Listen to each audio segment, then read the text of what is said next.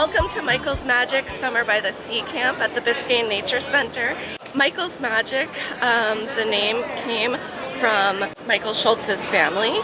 The Schultz family has been generous enough to donate their resources and money towards the camp in honor of their son Michael, who lived here on Key Biscayne. He was an avid waterman.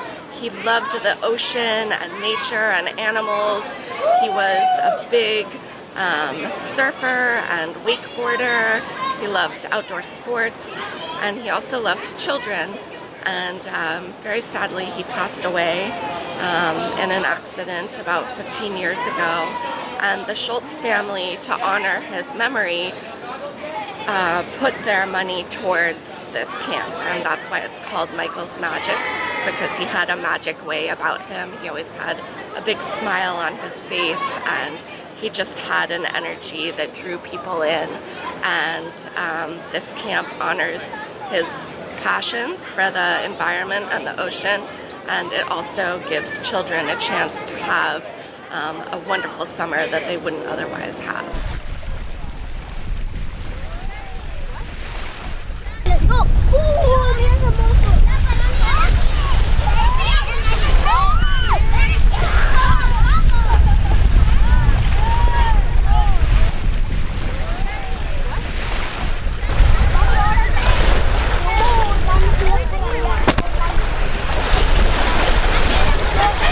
We will continue walking. Join us this way, friends. We will come back for water.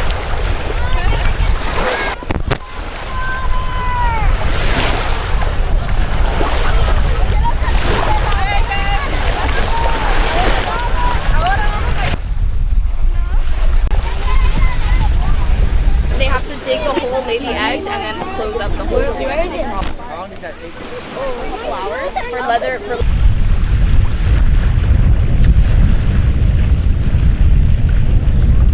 My name is Nugent. I'm one of the naturalists here at the Biscayne Nature Center. What we're doing with the kids today, they are here on a scholarship, so we like to introduce them to everything that is the ocean, protecting it, learning about it, of course. And what we're doing today is that we're going to get them ready to go snorkeling at the fossilized reef.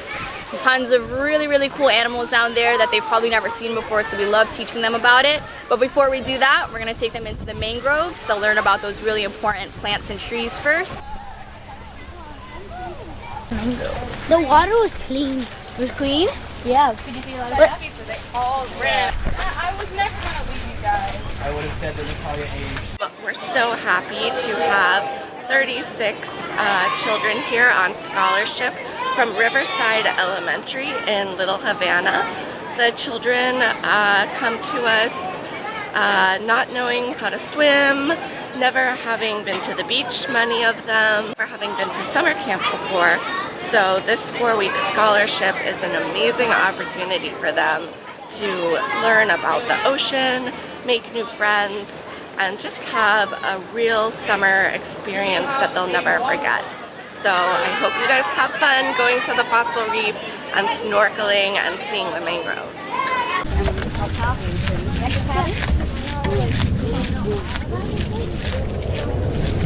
Today, and they were already like, I want a mango.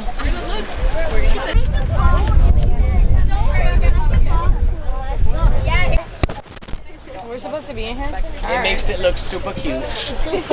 Oye, serio.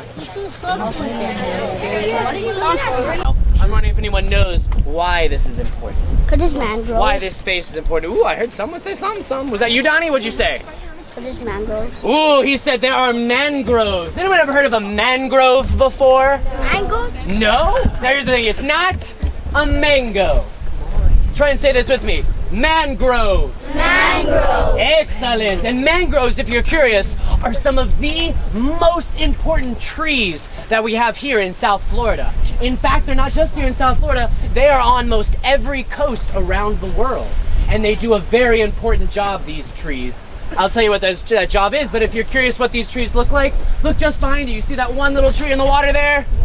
That is a funny tree, and that's what we call mangrove. And that one's even more specific. It's called a red mangrove. You guys say that one more time. Red mangrove. Excellent. And the funny thing about this tree is, what is it growing in? Fresh water? Salt water. A tree. Salt water. Friends, tell me, what would happen if I put any other plant in salt water? Yeah, we got some dead plant. But the crazy thing about mangrove trees is that they thrive and grow and get huge, even in salt water. And so that's why their job is very important, because if they're growing here on the coast, what happens is, again, look at that tree, and what's those things below the tree? Roots. Yeah, those are the roots. These roots are called aerial roots because they're in the air. They're not just underground. But those roots do go deep underground into the soil. Christina is going to sort of show me right here. So these are her... Ooh, I said Christina again. Kristen is going to show me, and Neum right here. These are their aerial roots. They're also called prop roots. You guys try and say that. Prop root. Prop root. There we go. So these roots, they're sticking out from the tree and going into the ground. What do you think these roots are trying to collect when they're in the air? Water. Now, not water, but yes, they do collect water, but also air. Absolutely. Even during the high tide, you can see that some of those roots are sticking up out of the water, and they can still get oxygen as well. Miss Neum is going to be my mangrove tree, and she's collecting water in her roots. They're going up inside the tree, but she also gets a little bit of salt. We don't like that salt, so the mangrove tree will start to move all that salt in her body into these special leaves. She chooses her least favorite leaf. She's like, it's ugly. I don't like it. I don't know. That's what I'm pretending they do. And they put all the salt in that leaf. And what color does the leaf turn? Yellow. And then what happens to that leaf once it's yellow? It dies. It dies and it falls off. And that's how the tree can get rid of any extra salt it has inside of it. That's how the mangrove tree survives here. Now, I mentioned a few times that they have a very important job here on the coast. Make a human mangrove forest. That's fun, that's fun. Alrighty, and now the black mangrove. Show me what their roots look like. They have little straws. These, I believe, are called pneumatophores. Did I get that right?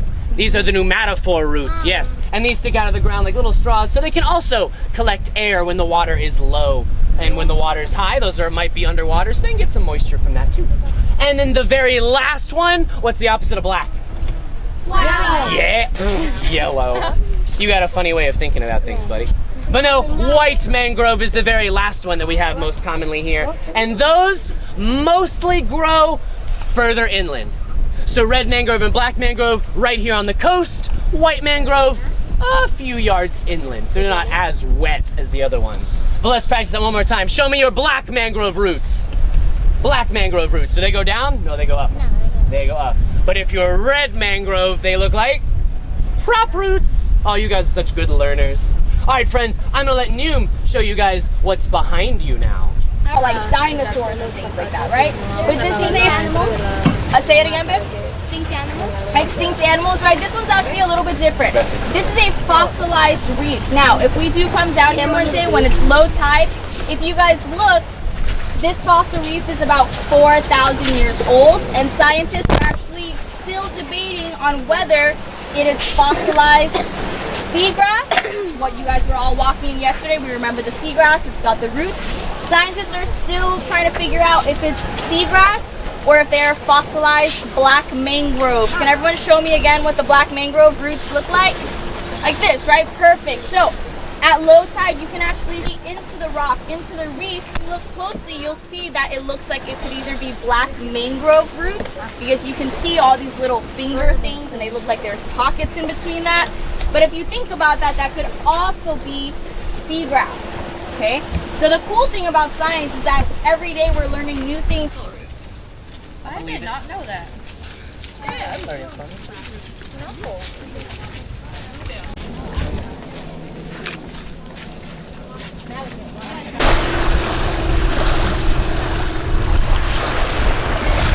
Good job, sir. That one's right there. Cool. All right, let's go. Right there. Perfect. Let's go. Let's hurry up. Go catch up to the current. Go.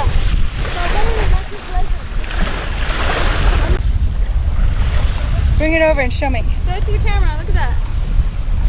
Did you find them? I found one here, in the tree one there, in the other. Okay. Nice job, Andres. Come on. Thank you.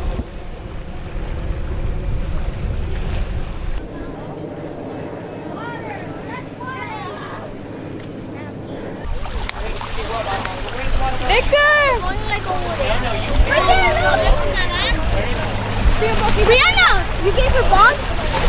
You gave her. I'm Mr. T, Trent Seal, naturalist here at the Biscayne Nature Center. Oh, and I'm so excited for our Michael's Magic kids to be going snorkeling at the fossil reef. I hope we find lots of fish, maybe some eels, maybe even a nurse shark.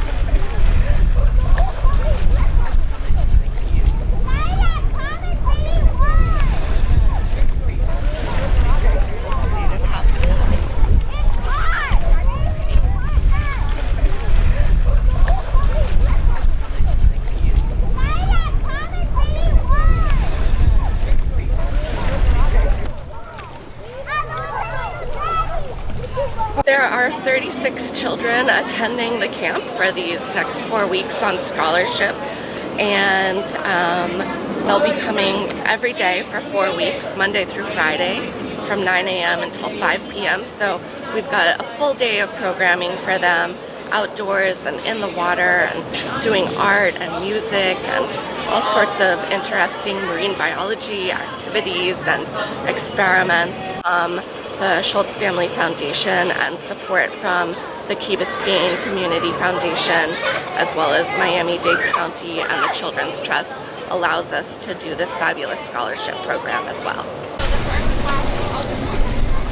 My name is Kaylin Kaplan. I work at the Key Biscayne Community Foundation, and I'm here today with Michael's Magic Camp for a snorkel seagrass adventure. This is such a wonderful camp. These kids are incredible. They're so enthusiastic about sea turtles and everything that we've been encountering, and it's so nice to be here.